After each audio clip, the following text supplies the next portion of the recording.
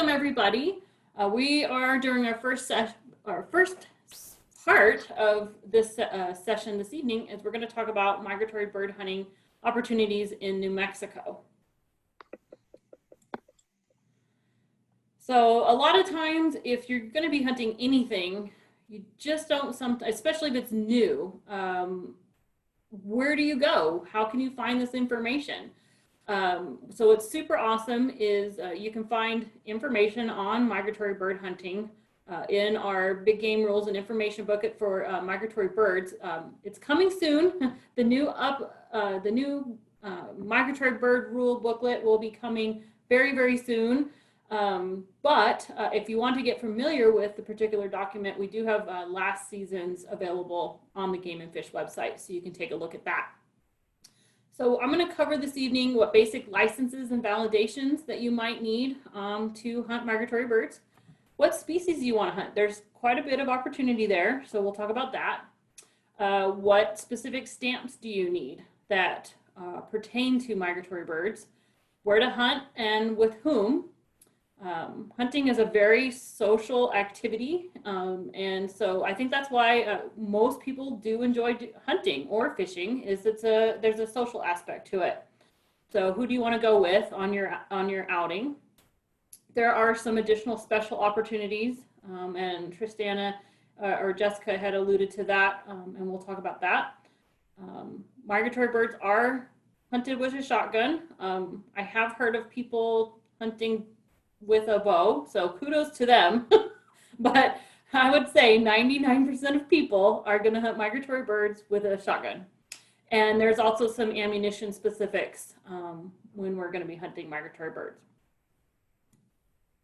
So some of the basic licenses, validations, and stamps that you're going to need before you go on a migratory bird hunt is you're going to need your basic game hunting or your game hunting and fishing license combo.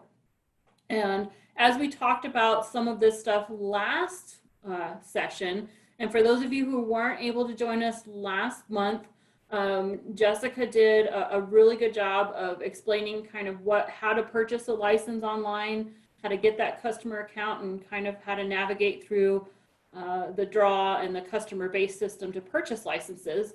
So I invite you to go back and look at that when you get a chance if you're not familiar with how to purchase a license or get set up as a customer with the Game and Fish. So you need that basic game hunting license first. And when you do buy that license, it comes with that habitat management and access validation. And that is for adult hunters. And then the habitat improvement stamp. So the habitat improvement stamp is if you're going to be hunting on BLM or Forest Service properties. So, but that $5 stamp goes directly back into wildlife conservation. So you're doing a lot of good by spending that extra $5. So highly recommend it. So first, let's talk about what is considered a migratory bird. And basically the definition off of Google or Wiki or anything else you want to look it up is it's basically a bird that travels from one place to another at regular times and often over long distances. So if you think of your dove in your backyard, you'll see them kind of show up in the spring, and then all of a sudden in the fall, you don't know where your dove are in the backyard that have been hanging out all summer. Same with geese or the sandhill cranes. That's what I love. I know it's going to be fall when I can start seeing the cranes hovering over the Rio Grande Valley. So they're migrating to and from in their flyway from Canada or wherever they like to reside and nest and feed over the summer. So dove, we have mourning dove, white-winged, and bag-tailed pigeon. So there's some pictures of those three species there. Most commonly, we're used to seeing the mourning and the white-wings, in our urban and rural areas, and bag-tailed pigeons are normally up higher. And we've got our sandhill cranes. If you guys have never seen the Festival of the Cranes down at Bosque del Apache, it's super cool. It's really neat to see all those birds in flight down there, so check it out. They also say sandhill crane is the ribeye of the sky. So Casey's nodding her head, so I won't argue with her. Then we also have so many different species of ducks, and teal season starts September 1st. So if you don't like the cold, duck hunting is normally, if you like cold, or you got to be in the cold mostly for goose and duck hunting. But teal, you can hunt them in September, so it's a lot more comfortable. Or actually, right now it's probably gonna be hot. So, but there are some duck hunting opportunities available where you don't have to freeze sitting in a blind in the middle of winter. Then we have geese. We have the Canada geese, not Canadian. They're Canada geese. And then we have two different color phases of the snow geese there in the other picture. Then we have coots. This is a male and a female. They kind of have cool, their feet are really neat. So you can kind of look at that in their pictures and in that image there. Then we have, these are probably some game birds that you're not even familiar with. I had to kind of look back up what the heck a common moorhen was, because I remember seeing it in college and I've totally forgot about them. So, but here's a picture of that. Then we've got the Sora. This is a male. We got the snipe, and you don't need a brown paper bag and a tennis racket to hunt snipe. So don't fall for that joke if somebody wants to take you snipe hunting in the dark with a flashlight. So just a personal experience from my wonderful family in Wisconsin when I was in high school. So didn't know. So I'm giving you a pointer on that one. And then we also have a Virginia rail. So those are some of the migratory birds available to you here in New Mexico. The additional stamps you're going to need is your harvest information and program number. Is no cost to you. It's called the HIP stamp, and you just purchase that. Basically what I'm saying purchase is you'll select that for your migratory bird area when you're going to check out. And then of course if you're going to do any kind of waterfowl hunting, you need your duck stamp. And there's also a junior duck stamp as well.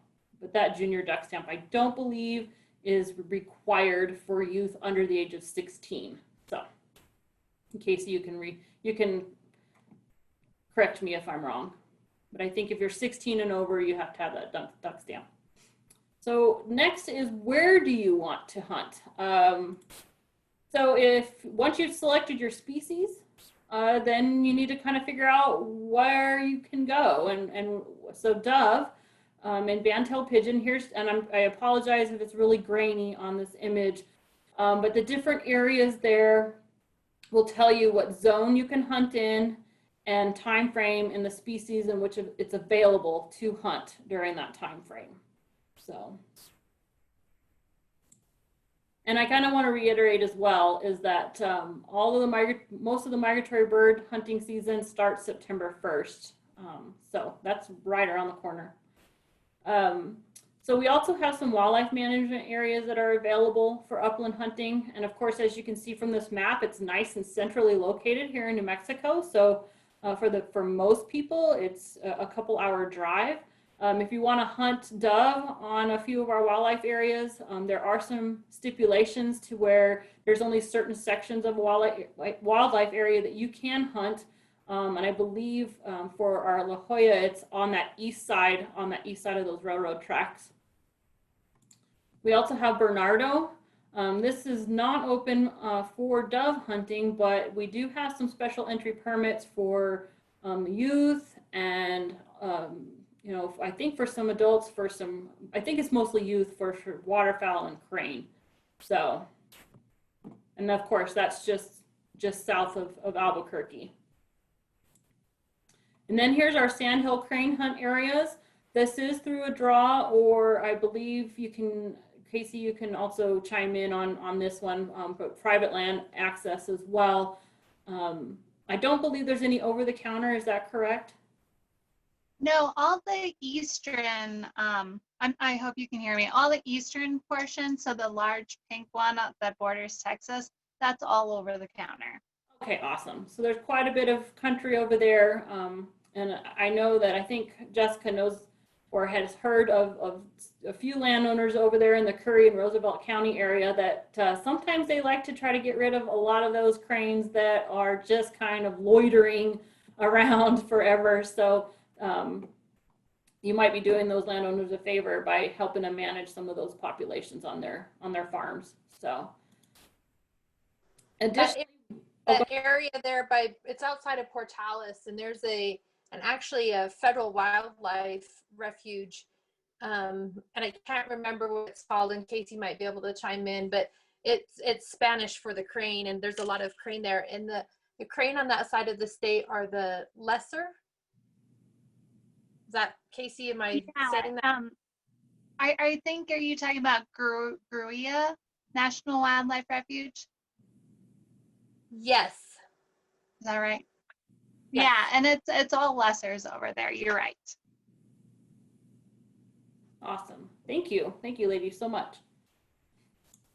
And of course, if you guys are interested in hunting on private land, we do have, the department has open gate opportunities. So that's private land that the department has agreements with landowners for public to access their properties through the open gate program. So if that's something that you're interested in, the website's available right there. It's on the main Game and Fish website. And it will give you names of properties that have signed up with us. And there's a whole bunch of more information on the Open Gate program to access those private lands. So it's a really great partnership with landowners and the department to allow sportsmen and women access to some pretty prime pieces of property that you wouldn't normally have access to. So it's pretty cool. So then who do you want to hunt with? That's a huge part of hunting. So, you know, get with your friends and your family members, find out who might be interested in going along with you. You know, and especially if you're going on a day trip, or maybe it's several days, you know, it's really cool because then you can get to plan your trip, and if you're camping, or maybe you would like to glamp more, or a hotel. But that's what's kind of nice about upland or migratory bird hunting is you can kind of get some of the creature comforts. You can stay in a hotel and then travel not too very far, and you'll be in your hunt area. So it's not as intense, I guess I should say, as if you were going to go on an elk hunt. So, and you can hunt birds most of the day. I'm not a waterfowl hunter, so I might be speaking totally out of context there. But for the most part, you can hunt dove and some of those other species most of the day. Jen? Yes.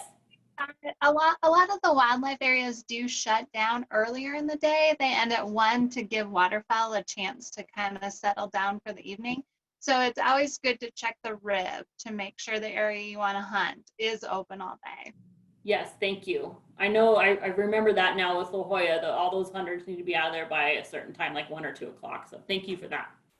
So yes, ladies, there are some really amazing special opportunities for the general public and for youth when it comes to crane hunting. And I'm actually going to throw pheasant hunting in here a little bit as well, because that draw deadline is next week. And I would love for everybody to have these opportunities to put in for some of these bird hunting opportunities. So the sandhill crane hunts that are going to be in this draw, that is next Wednesday, is the deadline. Here's some of the hunt dates, number of permits that will be drawn, and the areas in which they will be drawn. So I wish I could go back. I should have put that crane hunt map up here, so you could kind of see what all of these areas mean. But as you can see, there's quite a bit of opportunity there to hunt crane.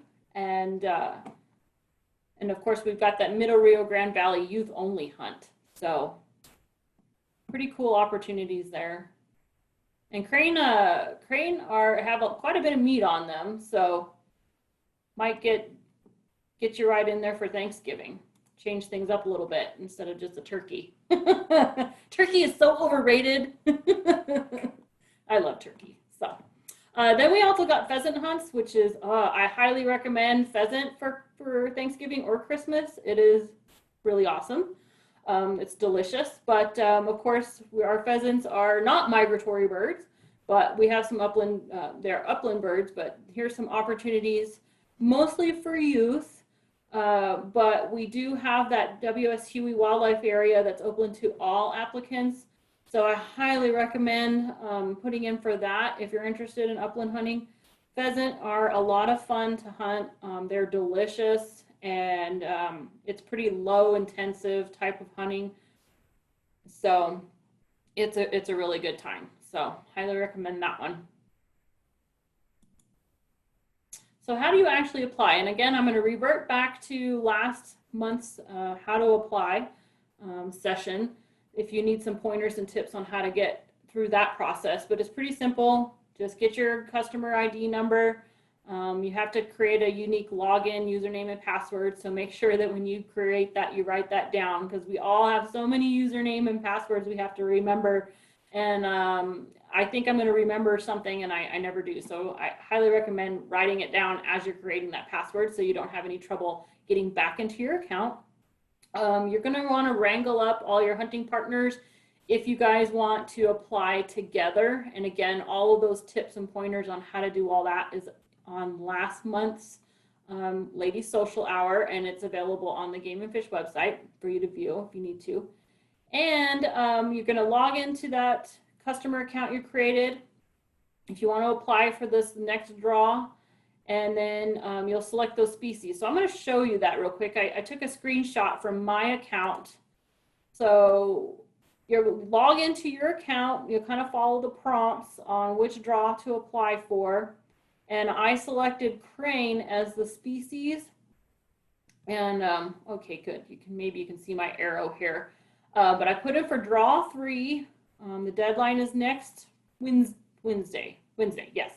I selected the species right here, shotgun type, and then it'll give you a drop-down box of what dates and what units to hunt that particular species. So I would use that table that was on the last slide that provides the hunt dates. And that will also be posted in the Migratory Bird Hunting Rules and Regulations booklet as well. So when that comes out, I think it's going to be out in downloadable copy, electronic copy only. So you can have that up on your screen, or you can print off the pages that apply to you, and you can have those right there in front of you. That way, when you're going through and selecting your hunt code, that you can line that up correctly. So, and also I highly recommend triple check, because I have heard of people accidentally, well, they think they clicked on one hunt and they accidentally didn't, and they clicked on another one, and it wasn't what they were expecting. So just double check your hunt codes before you, add it to the cart down here on the bottom of your screen here. So after this step, you'll just basically follow the prompts to finish your draw application process and check out. So what else do you need? Well, obviously, you're going to need a shotgun with a choke that's going to be appropriate for the species that you're going to be hunting. And so you're not going to use the same choke for dove as you're going to use for crane, or you won't have anything left. So, and I won't get into too many details in regards to that. If we have time later, then that's awesome, or you can throw out some questions in the chat, and Tristana or Jessica for sure, and Casey, they can throw in some answers there if you have specific questions on chokes and shotguns. But typically you can hunt any kind of migratory bird, minus maybe crane. I don't know if you could be successful hunting crane with a 20 gauge because your distance is up there, but maybe if you have the proper choke and the proper ammunition, you might be able to get out there if they're lower flying. But dove, you can use a 20 gauge, you can use a 410. There's lots of variety there for dove. Pheasant can take either 12 or 20 gauge. I shoot a 12 gauge when for turkey, for pheasant. It's a good all-around gun, so don't let, it's a 12 gauge, intimidate you. Now, of course, if you get bigger loads and stuff, then there is going to be a little more recoil, but for the most part, I think a lot of women can be a little intimidated sometimes of shooting a shotgun, and so don't let that scare you. I'm small. I'm 5'4", about 130 pounds, and I can handle a shotgun, 12 gauge shotgun with a turkey load. So So don't let it intimidate you, but definitely start off right and get some help if you've never shot a shotgun before. And Jessica's real good about that, so she's a great resource for you all on that. So ammunition, basically the key thing here that I want to point out is if you're going to be waterfowl hunting or hunting any type of game bird in a wildlife area, you need to be using non-toxic shot. And what I mean by that is non-lead shot. You can use lead shot when you're hunting dove or quail on public land, pheasant on public land, but for the most part in any of our wildlife areas or waterfowl, you must have non-toxic shot. So just keep that in mind. Also, I threw in dogs. You don't have to have a dog to hunt migratory birds. They're helpful, but not many of us have access to that resource. And I personally have never hunted over dogs. I've helped out with hunts when there's dogs, and it's super cool, but I have never had the luxury of being able to have a dog go get my bird for me. I'm the bird dog, or my nephew has been a bird dog, or my niece has been a bird dog, and they love that. So if you have other people that maybe are with you in your hunting party or your outing and they're not too sure about hunting, have them tag along. It is, again, that social energy of being out there in a hunt with those that you like to spend time with. And it gets them exposed to it, and you can have them get involved by helping you out. They can go get your bird. Hey, help be a spotter for me. I can't, if you see where that bird went, help me go find it and go get it. And so it's a big group effort as well. So I highly recommend having people be involved with you on your hunts. It's a win-win for everybody. So next, how do I hunt these birds? And this is where Casey is going to be an extreme help, because I have never hunted crane ever. I've been on a couple of check stations way back in the day, and that has been it. I can probably sex a crane for you, and that's about it. That's not going to be very helpful to hunting. So, but again, with the sandhill crane, you're going to be hunting in those areas where there's water and agriculture close by. And this is all coming. This information is all coming from Casey's shop and Mason and everybody in that side of the department. So I take no credit for this information. So I'm learning here too, ladies. This has been an awesome opportunity for me to learn more about cranes. So scouting with anything, and of course we're going to talk about scouting here in just a little bit. But scouting for any species, especially cranes, is going to be key here. That way you can figure out what their flight patterns are, where they're going to be feeding. So they're going to fly from their roost to their feeding area, and that's when you're going to try to intercept them. So that's really important information to know. They're super intelligent. They have amazing eyesight, just like turkeys. So concealment is super important. You don't want to go out there in your really super flowery shirt. Blend in with the ground for sure. We always think of bird brains, and you know what? Birds are pretty darn smart. So, so dove, you're gonna typically want to hunt them in the morning near, again, a food or water source as they come to and from those sources. And of course, you drive around in rural New Mexico, or even sometimes here in the city environment, they like to perch on stuff. So again, you're going to try to intercept them from where they're going from their feeding and their watering area to their roosting or their perching area for the day. So sunflowers are a big one. I have attempted to hunt dove out in the Stanley area over some of those cornfields and some of the sunflower fields that are out there. And they definitely got the better of me, but it was a good time. Haven't done that in a while. And so again, the water is a huge part of that for dove. As you can see in this picture here, they'll come in flocks sometimes. So there's definitely good opportunity there. But again, we are in New Mexico, so finding water is probably gonna be a little more difficult than finding that food source or that roosting or perching source. So just keep your eyes out for that. If you see lots of dove just loitering around, that's probably gonna be a good spot for you. So pheasant hunting, again, this is not a migratory bird, but because we threw pheasant up there as a hunting opportunity that's coming up, we wanted to throw in some information about that. And of course, when we think of pheasants, we think more of your agriculture, and yes, they are wild, but a lot of folks don't think of pheasants as a wild bird. In the Midwest and back east, there are a ton of pheasant. Here in New Mexico, where the pheasants struggle quite a bit. We just don't have, we have agriculture here, but it's just not the right type of habitat to have pheasants thrive here. So a lot of our birds that we have here have been planted, but we do have some small pockets of wild populations. It just kind of depends upon where in New Mexico you're going to be. But if you know somebody, you can find some property that has that mix of agriculture and grasslands. That's going to be really, really good. They like cover, not super thick cover. Well, they do like thick cover, but they're a little bit more finicky about the types of habitat that they like to be in.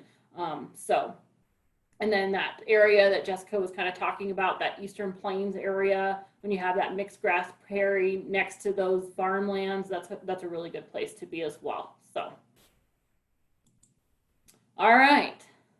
So I've got a pop quiz for everybody. So hopefully you're paying attention. I know that was a lot of information, but what I'd like for you to do is when you have the answers to these questions, I'm going to pop up something real quick. So but when you have your answers, you'll put them in the chat box. But which are considered migratory birds? And so select all of these that apply, and I'll give you just a few moments to type in your answers. And maybe it'll be faster. I probably should have done it this way, faster to select which ones are not. You guys will be typing forever. So maybe put that. Select the ones that are not migratory birds. That's when I saw your pop quiz, I was like, oh, you didn't give them A, B, C. And if they got to type this on a phone, they're going to be all thumbing it. And we apologize, ladies. We normally have these cool little, what do we call them? Polls. Polls. We had some technical difficulties, and that was not available to us today, so we're having to go old school. But I could have made it easier for you, so I apologize. Got to keep you guys on your toes. Got lots of answers coming in there, Jen. It looks like they all agree on turkey. Okay, so I'll go ahead. So if you, whoa, that was, so basically because I switched it around, turkey, grouse, and quail are not migratory birds, but the ones that are the dove, ducks, crane, geese, and snipe out of that particular selection. So, and I did have several people send me emails before we had our evening start about grouse. So we'll kind of touch on that just real quickly. So then the next one is, other than a game hunting license, what are the, yes. There's been several, the chat box is going, which is awesome, and there's all kinds of comments. I'm seeing a lot of them about grouse and quail hunting. And since Casey's here, I know she has to run towards the end of the session, but do you want to jump on those? I know turkeys are kind of her world, but if you could talk about quail and grouse, I've seen a lot of comments on those. Yeah, and like I mentioned, several people were talking about that before we even started about grouse hunting. So go ahead, Casey. Sure. I was going to say, I actually got my days mixed up, so I can be here as long as I needed. Cool. So, and we can talk about those species because they're awesome. And Yeah. really, quail are my world, Tristana, not turkey. So.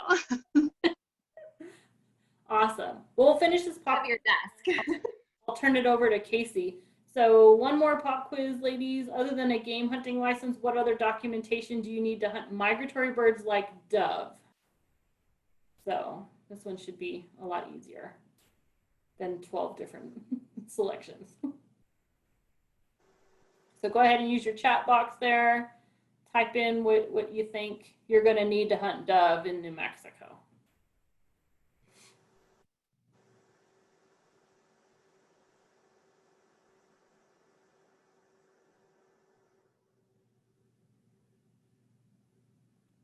Okay, so I see quite a bit of answers coming in. Christina, do you think everybody's had a chance to answer? Okay. Pretty close, yeah. Okay, So if you all chose Harvest, that Harvest Information Program number, that is the only one that you're going to need for hunting dove in New Mexico. We don't have an upland bird license here in New Mexico. It's just that general game hunting license. That's what you need. And then you just get your HIP number and you're good to go for dove. So awesome. So I will open it up to questions for Casey or anybody. But I do know that there was some questions about specifically grouse and then of course quail. So Casey, go ahead. Tristana, do you have those specific questions for Casey? It sounds like everybody's just looking for some good information, where to go, what chokes to use, advice that you have for hunting them, all of that kind of stuff. On grouse or any species? Grouse and quail have had the most comments. Okay. Well, I'll refer to Jessica Fisher on chokes. I'm not as good on that. So if you want to take that, Jessica, I can talk about location later. So, yeah, chokes are like my nemesis, and I'm like, I can't remember if the choke gets smaller or bigger when, you start talking modified and improved cylinder. My best recommendation is to download a choke tube chart and keep it with your shotgun. That's what I do. So I did do a quick Google on that, and for grouse, it did say improved cylinder was the best to use. What you want to think about is your range of effectiveness, because if you're letting that bird get way the heck out there, then a full choke is going to be better. But if you're taking a quick shot, you want a choke that's more open, a modified and improved cylinder, somewhere along that line. So maybe I can find a choke tube chart while Casey's answering some questions, and we'll pop that up on the screen. Yeah, and so I mean, what's gonna matter more so when you're getting to your bird hunting? I've heard that people kind of go back and forth between improved and modified, but you're gonna want to talk about your shot size more so. So if you think about quail, how fast it moves, you're gonna want a small BB, but a ton of in that little shotgun shell. So you're looking at more toward a 7 and 8 if you're quail hunting. And then as you get towards ducks, you're looking for something closer to a 4 because you want just a little bit heavier shot. It's a big bird. You need something to really just take it down. And then when you're talking about cranes, you're aiming for the head. So it's like you're aiming for a dove-like shape. But I know that most people I hunt with do either like a head 2 or getting into like BB or a T shot because crane's big, and if you miss that dove-sized head, you're going to be looking like over wing. You want to make sure that the bird actually comes down and doesn't just get injured and going. So, okay, so the question about grouse and quail, is that where to go? Well, one thing also that I want to add for Christina? location of grouse is, of course, they're going to be up higher in higher elevation. Pecos has some.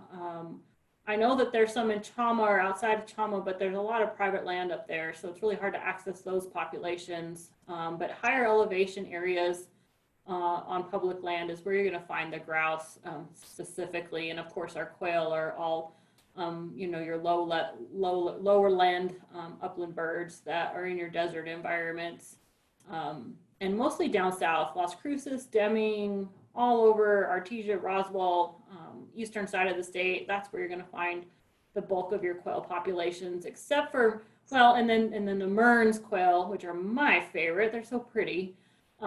Is that you'll find those in some of your more mountainous areas down around. I've seen a few populations down in the Silver City area south of there. So, yeah, when looking at grouse habitat, they use primarily fir trees in the winter. So especially as it gets during the season, you're really looking at that fir component. I tend to go in areas that have a mix of like aspen and conifer. They like some of that green grass, open cover, and then, like I said, as winter comes, they actually migrate upwards and use furs. And then, like Jennifer said, for quail, pretty much anywhere you go in the south, there's tons of public land. They need a decently healthy shrub component. When you're out in the southeast, you're gonna be getting into dahlias. If you get on the starter, you're gonna be getting into white. But yeah, there's a ton of quail in the south part of the state. Yeah, I saw a few ladies that had checked in from Las Cruces, and that's where I learned to dove and quail hunt. So you guys are in for a good treat there. Lots of opportunity there. So awesome.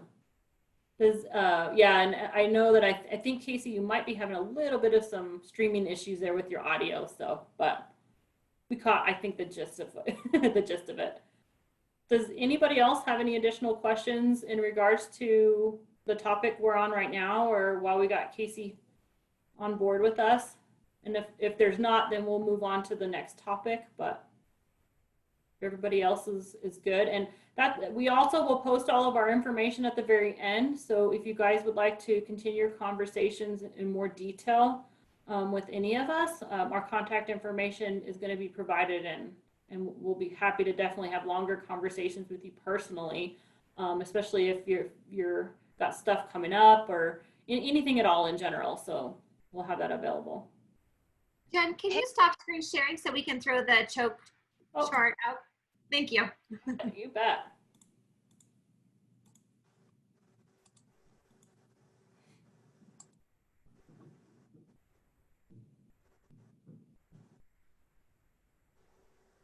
And I'll throw a little plug in there for Hunter Ed. We've got a pretty good choke chart, or a very simplistic one that's available in our Hunter Ed manual as well. And it's really easy to understand.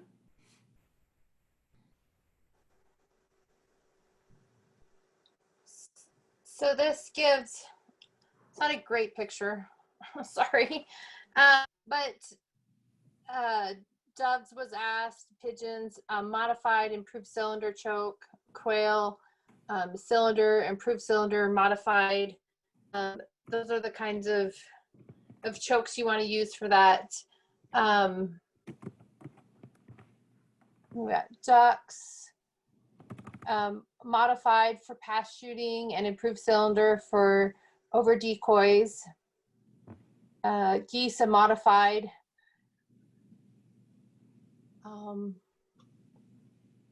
Pheasants, improved cylinder or modified or full. And that's, pheasants are usually flushing away from you, flying out. So those long shots, that's when you want your full choke. So is that helpful, that chart? Give me.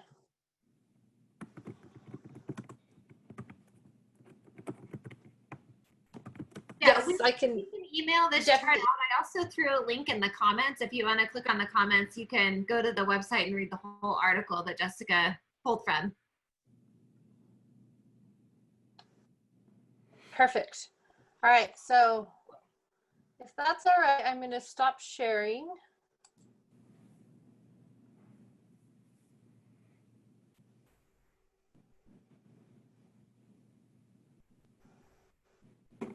Okay. Do we want to move on to the next one?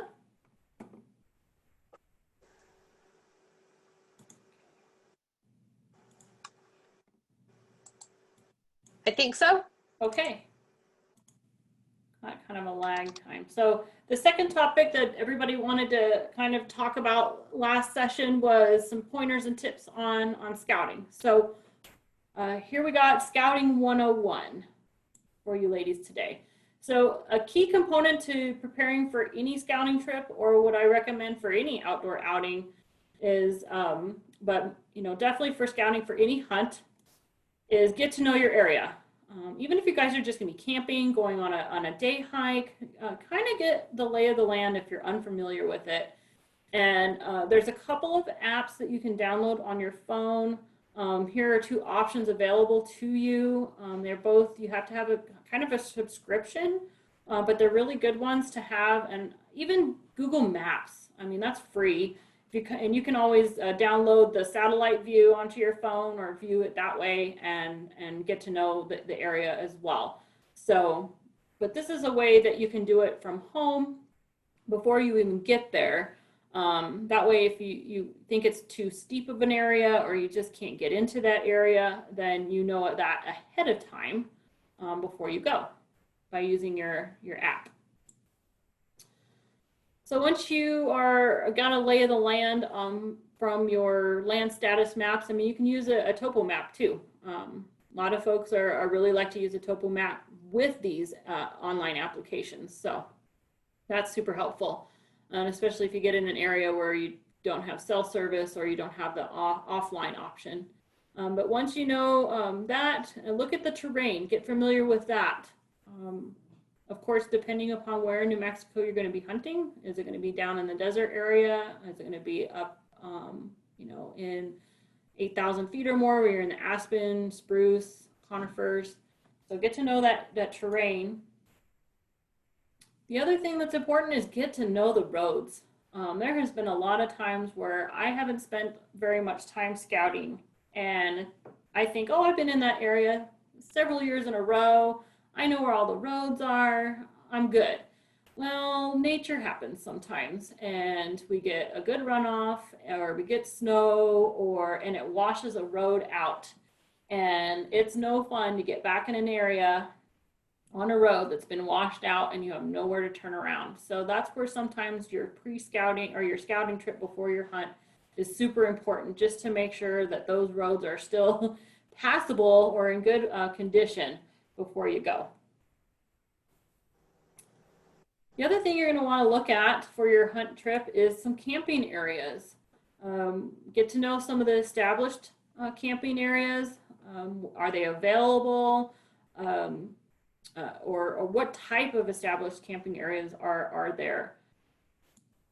Or maybe you're going to backpack into a certain area and you need to get familiar with where maybe would be a good place to set your tent and set your camp. You definitely don't want to probably put your camp right in the middle of an elk bedding area.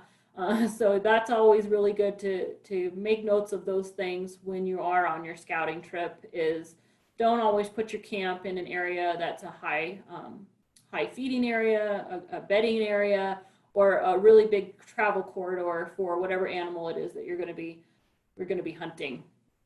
So, and of course, in our rules and information booklet too, there also is some legalities there where you can't camp within X amount of distance from a water source or stuff like that. So it's super important to know those things. Look at the habitat. Get familiar with where those animals like to hang out at certain times of the year. If you have an archery elk hunt coming up or an early season antelope hunt, get familiar with where those animals are going to be hanging out during the hot part of the day. Look at that area. Has it been recently burned? I have run into situations as well in some of my hunting areas where it was super green and lush, and you go back during a scouting trip and find out that it's burned. So you got to go to plan B or plan C sometimes. And so that's what scouting trips are super beneficial for, is you can start taking a look at those things. And a recently burned area can also be a benefit. If it's super moonscaped like the picture that I just showed, that's probably not going to be very conducive for a good elk or deer hunt. But if that was early this spring or over the winter and we've had some good moisture and there's lots of really good forbs and grasses and shrubs coming up in there, that's going to have a really good concentration of animals for a hunt. So burned areas can be highly beneficial for you as well. So keep that in mind. And this is just kind of an example of a burned area from several years ago, to where you can see where all that vegetation is starting to come back, and really, really good elk habitat there. Look for water. This is a tank that I look for on a deer hunt every year. Sometimes it's got water, sometimes it doesn't. But when it does have water, it's really great. But it is highly reliant on summer monsoon runoff, which we're not really getting, especially in the area where I like to hunt. So I would imagine that when my husband and I go on our scouting trip, this is probably not going to be full unless we get October rains, which is super beneficial as well. But those are some of those things that you'll need to look for too. And it's good to look at that in your scouting and figure out, okay, well, this water's dry, or it's got some water now, but by the time my hunt comes in September, it's probably going to be a wallow, a mud hole. So keep those in mind. And what's super cool, if you have the base map or the Onyx, you can put waypoints and you can tag these areas on that application. And it's super helpful. So that way you can find it super easy the next time you go back for your hunt. So those are really great applications to have on your phone or your tablet. Water is also good to look for tracks as well. So when you go to a water source, find out what's coming to it. We've got the picture's kind of bad, but we've got a mix of mostly deer and a couple javelina tracks in that water. You're going to look for all that different signs. So what are they feeding? So this is where the javelina have been rooting up. Javelina are a lot of fun to hunt, so I highly recommend that if you've never done it. But I never saw any tracks, never saw any scat, never saw an animal, but I know that they were there because these were fresh rooting areas where they had been rooting around the night before. So they can show you that they're there without even seeing them. Deer and elk hunting, sometimes even antelope as well. You can find the rubs. Antelope, most don't really do it really. They're just marking their territory with their scent glands, but sometimes their horns will rub stuff off the choyas and other forbs and stuff. But look for rubs when you're deer and elk hunting for sure. And basically what they're doing is they're taking their antlers and they're scraping all the bark off the tree or the stick or whatever. So there's a couple just examples of what a couple rubs look like. And of course, tracks. We got some turkey tracks here, but always look for tracks. And of course, you can tell the difference if it's really old or that will definitely tell you that there's animals in the area. So always good to make note of that. And of course, you're going to be looking for poop. This is really dried up poop. And if I'm in an area where all I find is this really dried up, then maybe they use that particular habitat or that particular area not during the time that I'm going to be hunting. Maybe it's a wintering area and I don't have a tag for November or December, but if it looks really fresh the time you're there scouting, then that probably means they're going to be there earlier in the summer, or I'm sorry, the fall. And so you might want to concentrate there. So there's lots of different things to be looking for there on sign. And of course, landowner opportunities. You need to have written permission to hunt private land, but that scouting opportunity will let you give you that opportunity to find out if there is some private land available or around your hunt area that you might be able to gain access to. So always try to gain access before your hunt. Approach that landowner, respectfully, kind of in your street clothes. And it's a lot more respectful to do that pre-season than, hey, I'm hunting today and I would love to hunt those elk that are out there in your alfalfa field. So, but definitely if you think it's going to be conducive for your hunt, then always you can approach a landowner. The worst they're going to say is no. So, but you never know. A lot of the times they say yes. The other thing that's super helpful on any hunt is spending some time glassing, getting up on a high point and checking out the area. When you're going to be doing that, just really make sure that you've checked over your equipment, your binoculars, your spotting scopes, if you have one, your tripods, all of that equipment. A lot of the times we just kind of forget equipment maintenance. So make sure the glasses is really clean on your binoculars. You've checked the rings for focus. A lot of the times they're broken and it's just such a bummer when your hunt comes up and you can't, and all your equipment's broken. So scouting helps with that as well. Do an equipment check and make sure everything's in working order. That way sometimes you have time to get that stuff fixed before your actual hunt. Tripods, I put that in there just because sometimes they get cracked and broken or things fall apart. So just make sure you check everything out. Here's just another glassing point. Megan, this might look familiar to you. We were glassing this area on an elk hunt last year, and there are elk right there. You can't see them, but there are elk there. So you're getting up high and glassing is super, super conducive for a successful hunt. Once you've located them, then you can kind of figure out how you're going to spot and stalk, and always check for that windage as well. I love using trail cameras. They help me out a lot, especially when I don't have a lot of vacation time to get down there several days before my hunt.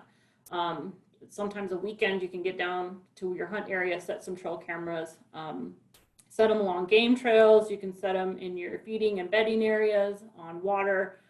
I also recommend on setting your trail cameras to have a lock box or some kind of locking mechanism, because if you found an area, there's a chance that somebody else might have also found that as well. So just keep that in mind. And I love this. I always like to show this trail camera picture because you just never know what you're gonna capture on a trail camera. Not sure what this little bear was doing, having dancing lessons, but I thought it was pretty cool. Wasn't out there to capture bear. I was out there to capture deer images on a trail camera, but we caught this little guy, so that was super cool.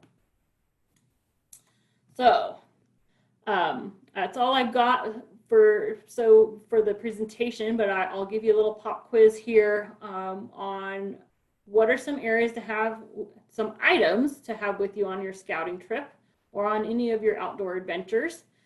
So again, in the chat area, go ahead and maybe focus on the ones specifically that you think you should have.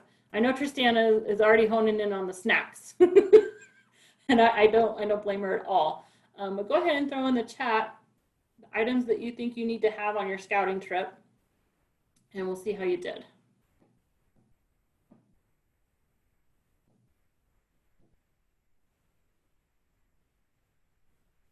Getting lots of different answers I see popping up there.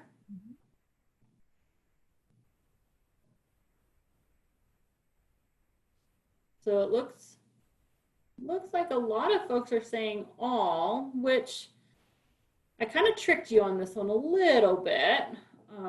So water, first aid kit, snacks, of course, binoculars for your glassing, but the trip plan, you're not going to take that with you on your scouting or your adventure trip. You're going to put that together and give that to somebody who's going to be staying back home in the event that maybe you don't get back when you say you are, or you're maybe you got lost.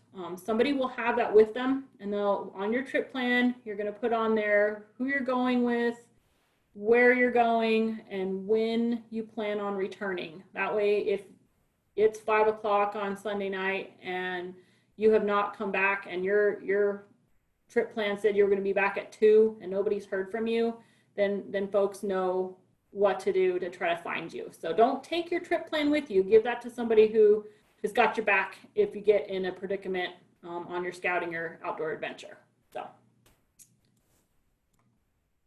Jen, Melanie asked if you have any suggestions if you don't have time to get out in the field and do some scouting in the field. So if you don't really get any time, those pre-scouting trips from home using maps, it's better than nothing. It gives you the lay of the land. You can actually look for trails and road systems and camping areas from those application systems. And that will at least help you narrow things down. That way you're not going in totally blind. And sometimes some of the hunts, I mean, this has happened to most of us, is that you're kind of scouting and hunting at the same time, because a lot of us have families and other things that come up and you just can't get out there like you would want. And so that's perfectly fine. That's totally normal. There's nothing wrong with that. So use some of those application systems. You can always call Game and Fish folks and let them know, hey, I'm looking at hunting here. I've done a little bit of homework, but could you help me out on a few things? And Game and Fish is a huge resource as well. So use us for that as well. that was going to be my addition. And Casey's nodding her head, but I know our officers and our biologists spend a lot of time talking to people, and I recommend doing a little bit of research. I've used Google Earth to kind of search out, look for water holes that might be there, for trails, for game trails that might be coming and going out of a canyon. And then I call whoever the local person is or the biologist for that area and say, you know, hey, I'm looking at this area. I'm thinking about going up the Middle Fork. Do you have some suggestions, any tips? And let me tell you, they're all really busy, but they're all really good people that will answer that question. And if you are thinking about doing that, do it soon, because hunting seasons have started and they are out in the field. Both the biologists and the officers are out in the field a lot this time of year. So make sure and give them some time to get back to their home bases and, you know, regroup and give you some phone calls. But Megan or Casey, if you guys have anything to add to that, please do. Yeah, as far as the officer standpoint, there's a lot of information that the officers will be able to give to you. They get calls all the time, you know, not only just from in-state people, from out-of-state people. They're very familiar with the lay of the land. They can maybe even tell you how the population has been doing, where they've been seeing them, where they're not seeing them. You know, if you are looking through, like you said, on Google Earth and you say, well, you know, I saw some water here. Is that still something that's there? They can give you a lot of information because they're out in the field quite a bit. So I would definitely reach out to, you know, an area office and tell them where you're planning on hunting, and they can put you in contact with the local officer for that area.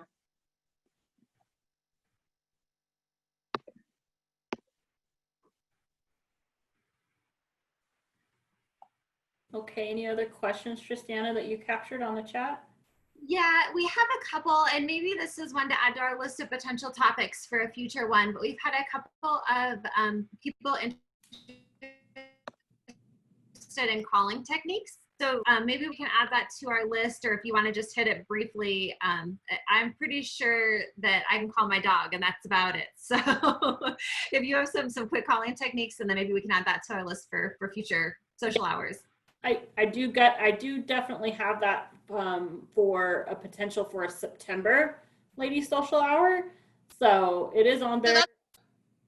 They're answering the question that's up on the screen, because the screen is asking them to say, what do you want to talk about next time? So that's where you're getting your calling things from. One moment, it's okay. An antelope, and you know what? Antelope are pretty quiet. I've only heard them make tiny little grunting sounds, but I'm super close, and it's mostly the does talking to their fawns, or you know, sometimes the bucks will make some noise, but they don't typically. You can't call in an antelope. I don't know. They're super curious, so a lot of the times, and this works for Jeremy, was a gentleman that we all work with. He's helped out with some youth antelope hunts.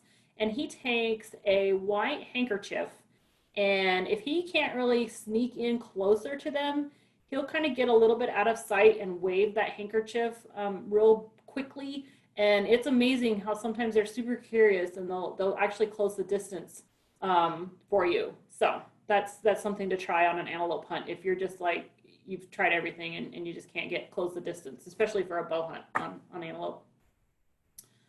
So if you guys haven't done so already, I did put a poll up there as far as what would you guys like to have on the queue for September. So go ahead and if you haven't done so, pick one or pick at least a couple that you would like to have us talk about next time, and then we'll kind of roll from that for September. It's looking like so far everybody is really interested in calling techniques, now that Jessica's corrected my my oversight there. And we've had a lot of talking about clothing, especially clothing that isn't super expensive. So okay, I think those are two good topics. If there's more, feel free to holler out at them. We've also had a lot of questions about migratory bird hunting today, so that could be an interesting topic as well. About the hunting itself? Yeah, a lot of interest in migratory bird hunting. Or more migratory bird hunting, I guess. but it looks like clothing and gear and calling techniques seem to be rising to the top. Awesome. Well, that will be definitely well into hunting season by then, or at least early season hunts for archery. So in September, so that's going to work out perfect for sure, especially for any of you ladies who might have October, November, or even December hunts. So cool. And I'm going to take over the screen share, Jen, and put up some of our contact information. But feel free, that's everybody who is on here, and we would love to hear from any of you, all of you. definitely. And I appreciate the ladies who have reached out prior to the session that we hosted today with some questions and stuff as well. That way it helps us to determine if we can squeeze it in and address those questions ahead of time and prep and maybe get some of those questions answered from, you know, some experts. So we are definitely getting close. We're a little over. Are there any pressing questions that we have up there, Tristiana? I don't see anything that's pressing. I did see a shooting question about where to go about access. I would like to maybe have Jessica address that just real quick, if she can. I think somebody asked about where to shoot a shotgun, since we are kind of talking about bird hunting, and that would help them prep for that. Yeah, can you tell me where you live, and maybe that will help me narrow it down on where to give you advice on where to go. Albuquerque is where Albuquerque. Cynthia. There is a couple places in Albuquerque for shotgun shooting. There is the Albuquerque Trap Club, which is in the South Valley. It's right a little bit north of Isleta Casino. And then there's the City Range that's out on 9 Mile Hill. That's out toward, when you're headed out on I-40 West.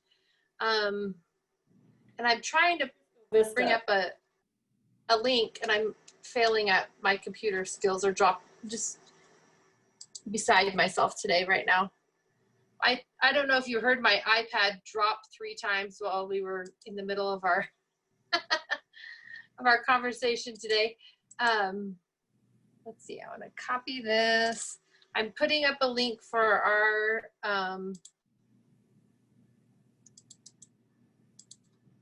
where to find shooting ranges, but the Tinin Ranch is another good place to go. Del Norte's also, you got that all on there. Is the Shooting Range Park is the one that's out on 9 Mile Hill, out on I-40, Trisco Vista area. You want to go out into the National Forest? You know, you can shoot anywhere, pretty much in National Forest or BLM land, but just give you a specific site.